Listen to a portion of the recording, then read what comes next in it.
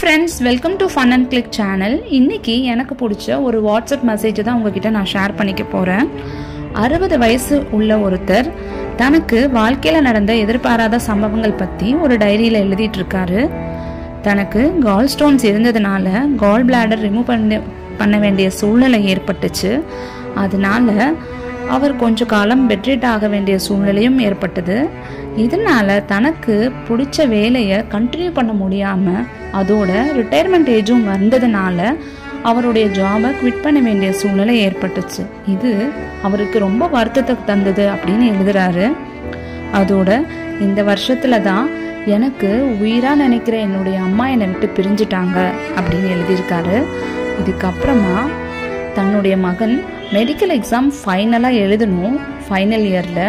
ஆனால் ஒரு கார் ஆக்சிடென்ட்னால அதை அவனால் பண்ண முடியாமல் போச்சு. அது தனக்கு ரொம்ப வருத்தத்தை கொடுக்குது. இந்த வருஷத்தில் மட்டும் எத்தனை தப்பான விஷயங்கள் நடந்துருச்சு, இதனால எனக்கு இந்த வருஷம் எப்படி போச்சு, ஏன் இந்த மாதிரி இருக்கு அப்படின்னு சொல்லி புலம்பிட்டே எழுதியிருக்காரு. இதை அவருடைய மனைவி பின்னாடி இருந்து பார்த்துட்டு இருக்காங்க. பார்த்துட்டு எதுவுமே சொல்லாமல் அந்த டைரியை மட்டும் எடுத்துட்டு போயிடுறாங்க. அவர் ரொம்ப ஆச்சரியத்தோட பார்க்குறாரு, எதுக்காக இவன் இந்த டைரியை எடுத்துட்டு போறான். கொஞ்ச நேரம் கழிச்சு வராங்க. அதே இடத்துல டைரியை வச்சுட்டு திரும்பவும் அவரை பார்த்து ஒரு சிரிப்பு மட்டும் பண்ணிட்டு போயிடுறாங்க.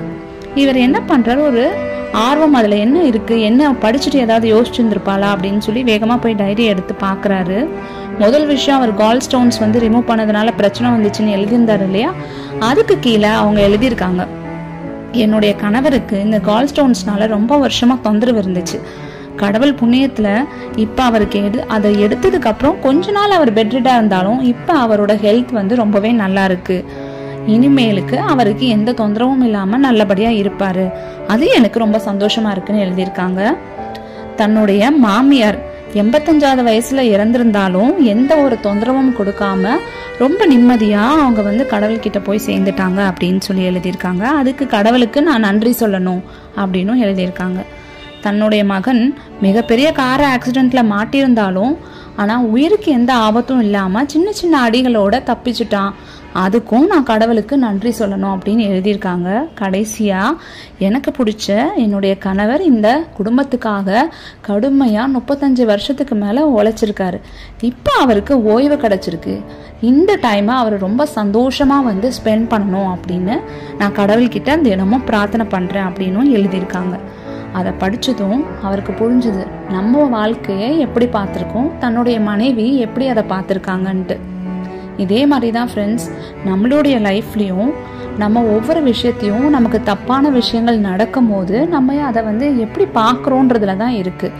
நம்ம என்ன பண்றோம், நம்மள பல பேர் நமக்கு தப்பான விஷயங்கள் தொடர்ந்து நடந்தா ஒன்று கடவுளை திட்டுவோம், எதுக்கு எனக்கு மட்டும் இவ்வளோ கஷ்டத்தை கொடுக்குறேன்னு.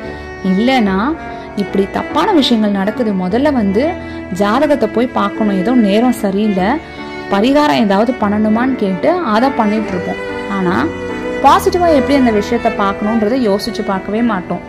நம்ம ஒரு விஷயத்த எப்படி பாசிட்டிவா பார்க்கணும், அதை எப்படி மெச்சூர்டா ஹேண்டில் பண்ணணுன்றது மட்டும் நமக்கு தெரிஞ்சிருச்சு அப்படின்னா நம்ம லைஃப்ல எவ்வளோ பிரச்சனை வந்தாலும் அதை நம்மளால சமாளிக்க முடியும்.